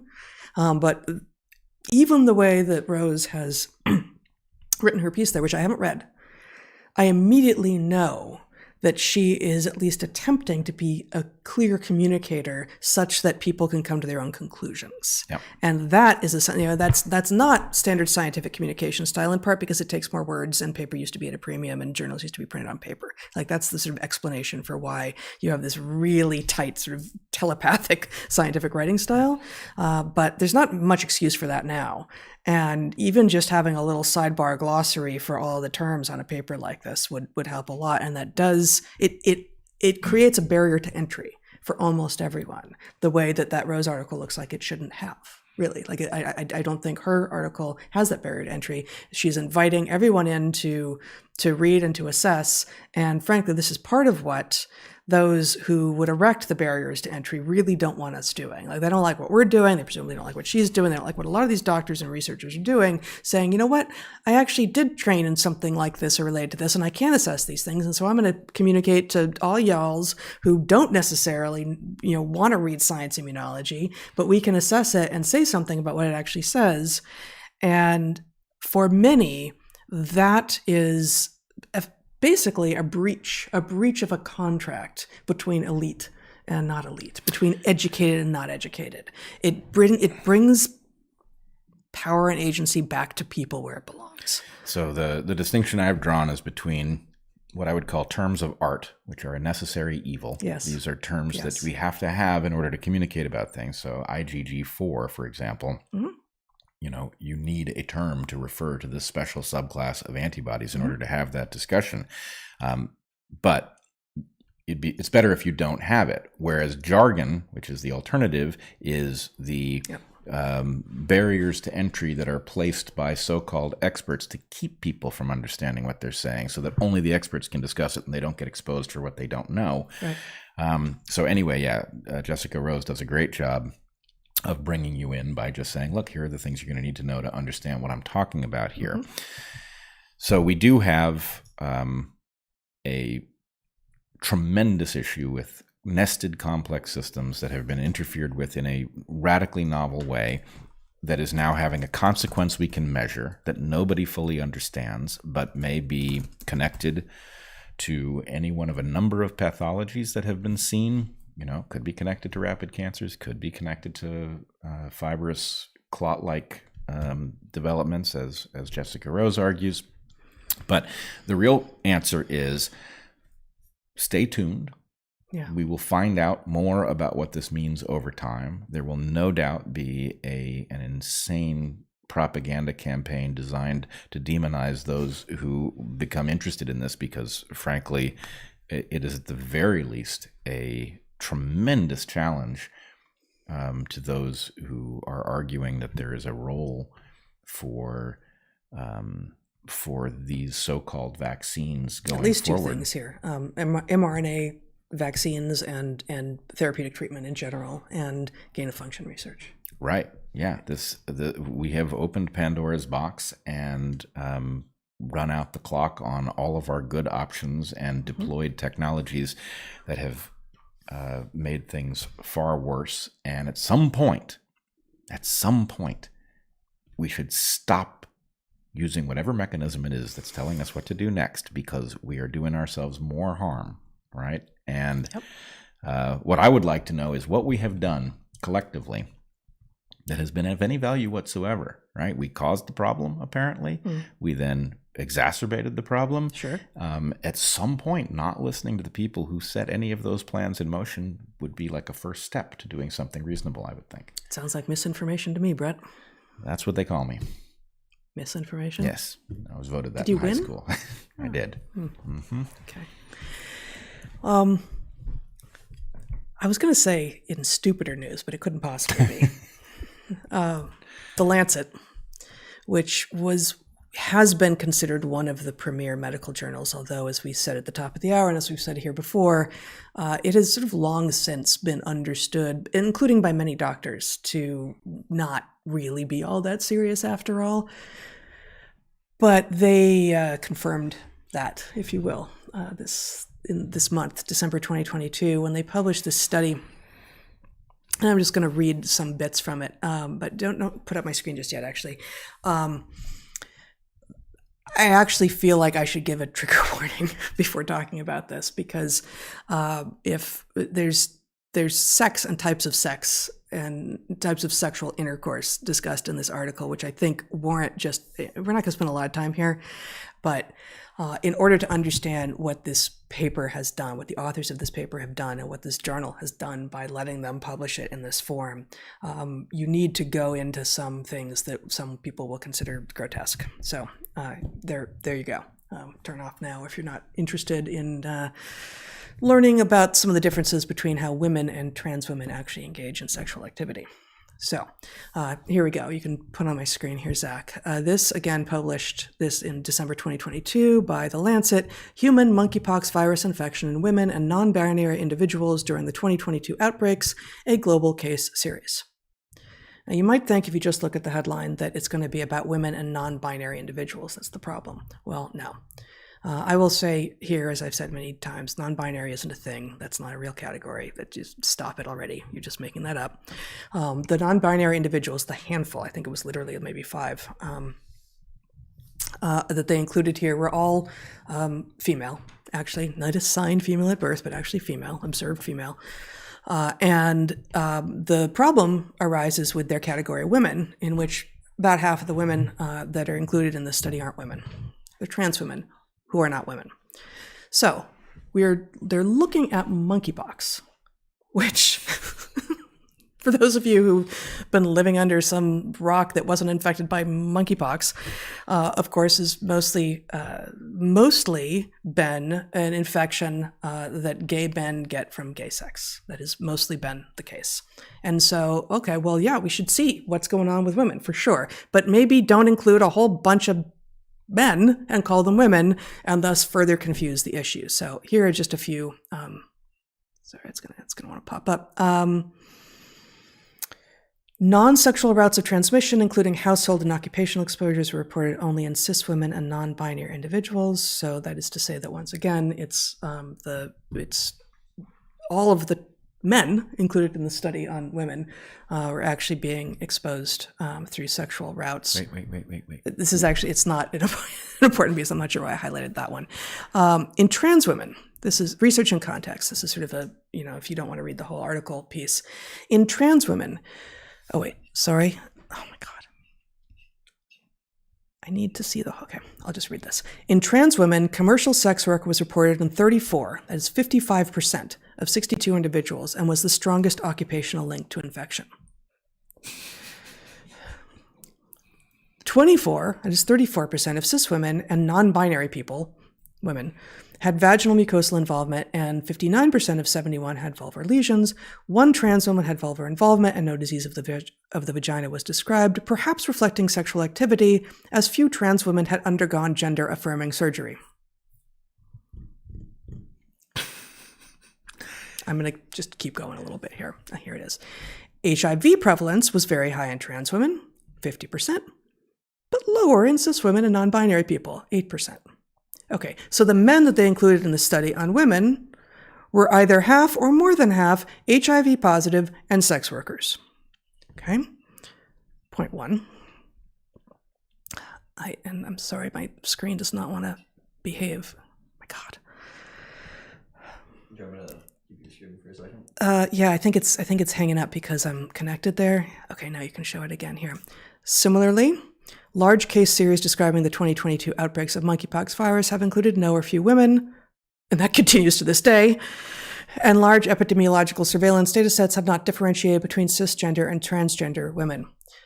Because cisgender isn't a thing, that's you're either male or female, and trans people are real, but the sex that they are matters, whereas the gender that they think they are, especially if they've had no surgery in any way, does not matter at all with regard to monkeypox. Okay, a few more? Would you like to respond? Yeah, I would like to respond. Before okay. Okay. You can give me my screen back so I can get to the next one, Zach. Yes? Is it... Oh my God. Is it arrogant of me to think that I'm not dumb? Yeah, no, it's not arrogant of you to think you're not dumb. Okay, I don't think I'm dumb. No. I am straining to understand this paper because it goes beyond jargon by pretending that men who are trans women are something other than men biologically. It takes... And most of them are HIV positive and sex workers. Right. Yes. But I'm having trouble even getting there because I'm struggling to keep track of the fact that they've got women who are men who are being lumped with other men because they're men, but the paper doesn't say that they're all just men because they've studied men, right? But they're not lumping them with men here because there are no men. There's no men in this study. Because they are correcting a historical wrong here, because monkeypox, because it mostly affects men who have sex with other men, have decided to look at women. Right, but... Except they didn't. I mean, they did, a few. And then they found that among the women who were mostly not sex workers and not HIV positive, that there were some cases of monkeypox. But among the men who think they're women, who were also mostly HIV positive and sex workers, that they were, okay, there's just one more here. And this gets, I didn't need to know this, but Zach, if you want to show my screen here, the type of sex that trans women versus women and women, which they're calling cis women and non-binary individuals, the type of sex that they have, okay, which includes anal, oral and anal, oral only, vaginal and anal, vaginal and oral, vaginal only, okay? So these three types, and they've got them into various categories. Trans women had no vaginal sex because they're not women and they don't have vaginas. They don't say that in the paper, but that's why. But okay, and women, cis women and non-binary individuals, but no women had only anal sex. Only one of them had only oral and anal sex. They mostly had vaginal sex, and mostly they're not getting monkeypox. Right. So you could take that off, and we're done with the grotesqueries here now. But I guess what I'm getting at here, and I mean, I realize this is your point too, but I'm just struggling trying to wrestle it into clarity. Sure. This is a very obvious result. Yes. Everything about the result is perfectly obvious. This is a pattern we've seen before, right? I mean, this is the pattern that we saw with AIDS, right? We had gay men were getting AIDS. Anal sex was a primary route of infection, at least in the West. And therefore, it wasn't something about, the mindset of gay men. It was about the behavior of gay men, which differed from men who weren't gay for obvious reasons. Yeah, bathhouses and anal sex turned out not to be good for you. Right, and it turns out that if you're a woman, right, and you were engaged in this behavior, then the virus didn't care that you weren't a gay man, right? So the point is, the result of the paper is perfectly straightforward. It's not really newsworthy, but the insane way that they have categorized people obscures that result. So you have to do overtime, like your social justice brain has to unpack this result so that you can show that you can properly read through the idea of non-binary and cis women. I mean, the whole idea that you have to read this stupid code in order to get a perfectly obvious result of a pattern we've seen before, right?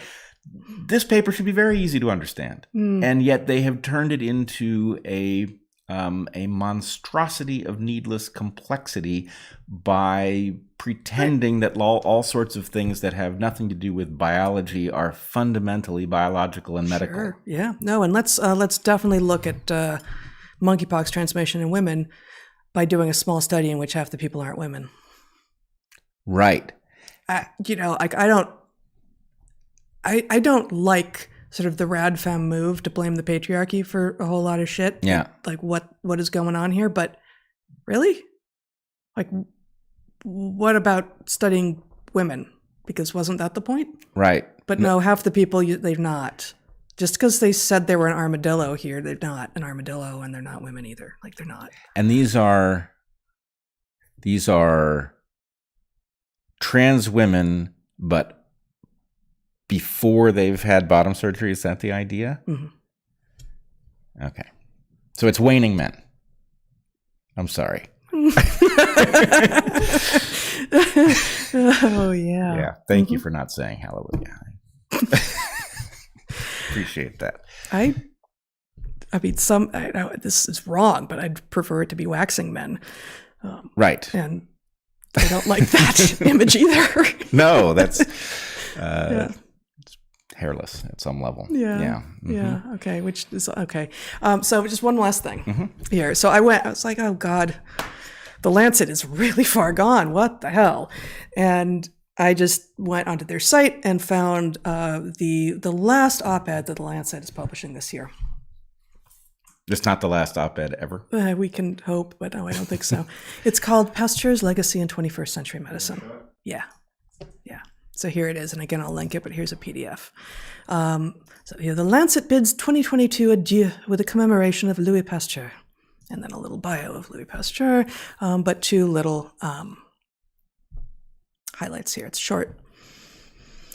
The 21st century is seeing a changing landscape of infectious diseases.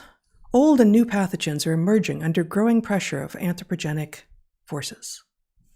Anthropogenic forces. They mean Anthony Fauci. Well, and labs with gain-of-function research. Right. Yeah, anthropogenic forces. You don't have those labs without the funding, and you don't have the funding without Anthony Fauci. Oh, didn't he just step down or is about to? I think we'll see funding. You think there'll be continued? You think it's over? I don't think it's over. One more from the Lancet's final op-ed of the year. The unstable social and political context in which we live our lives is creating the new public health. Let's start over. I'm adding all sorts of words that aren't there. The unstable social and political context in which we live our lives is creating new public health challenges. An infodemic has seen the rapid spread of misinformation that resonates with people in ways that expert advice does not. Vaccine hesitancy is now a major barrier to fighting infectious diseases, particularly in high-income countries. Many parents are reluctant to vaccinate their children because of concerns about vaccine safety, despite reassurances from doctors and public health authorities. This hesitancy reflects a broader breakdown of trust in the state and in scientists. Excuse me? A breakdown of trust in the state? Yeah. Yeah. That's the problem. That is causing the breakdown of trust in the state by people, especially in wealthy countries, is causing the infodemic. So I would just say infodemic is one of those terms that strikes me that somebody advanced it in a spitballing session, and nobody in the spitballing session was smart enough to point out that suggests the uncontrolled spreading of information, which is more or less what happened. They couldn't control the spread of information, and it got away from them, and then here we are talking about what actually happened. Yeah. This hesitancy reflects a broader breakdown of trust in the state and in scientists. I don't remember, even when I was a proud Democrat, ever being expected to have trust in the state.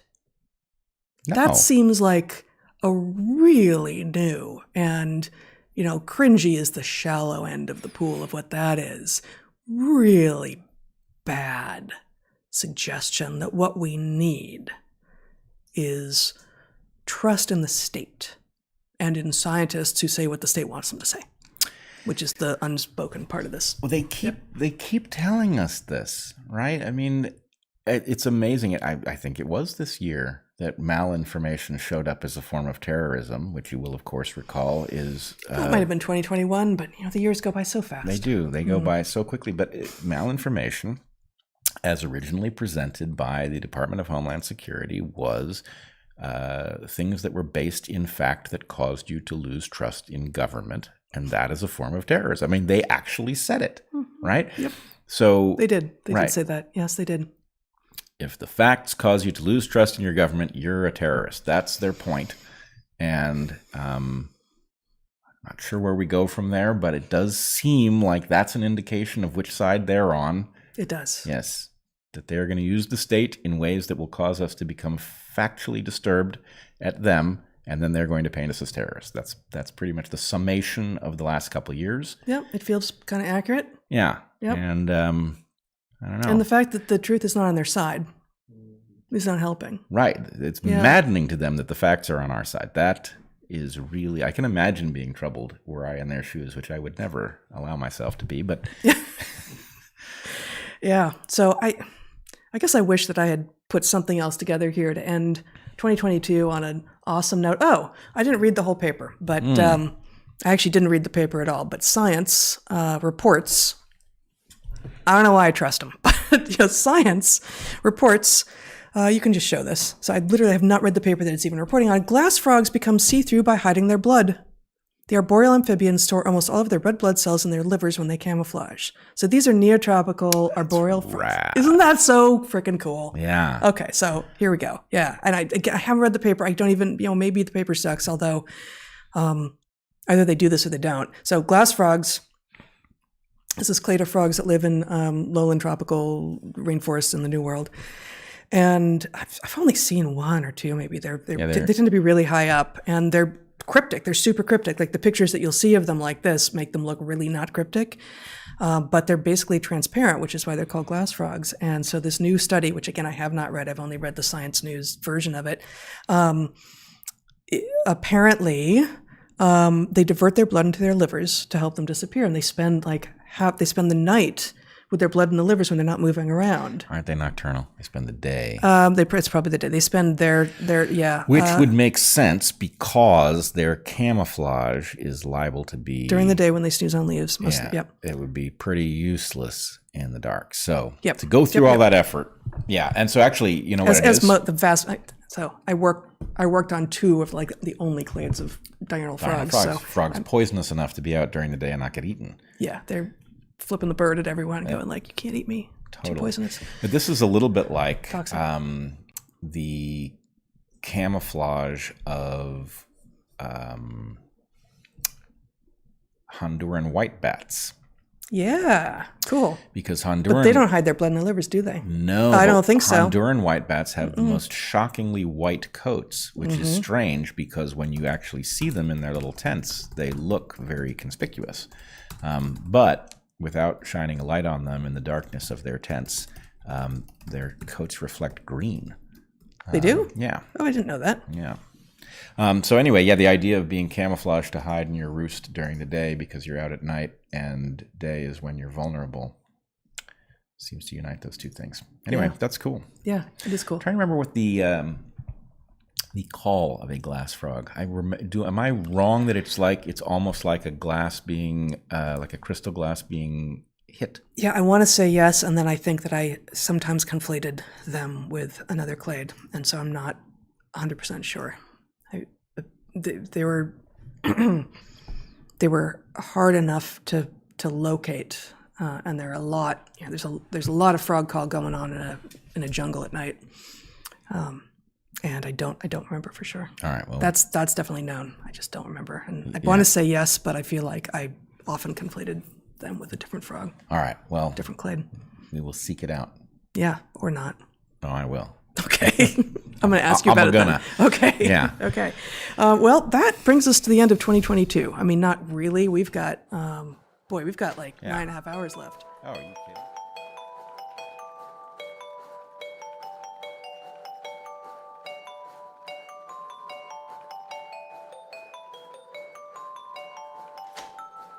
finish off this here in just a moment and take a 15-minute break or so and come back with answers to your questions, which you can ask at darkhorsesubmissions.com.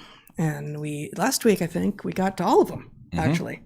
We usually don't, so there's no promise, no assurance that we'll get to your questions if you ask them, but we try.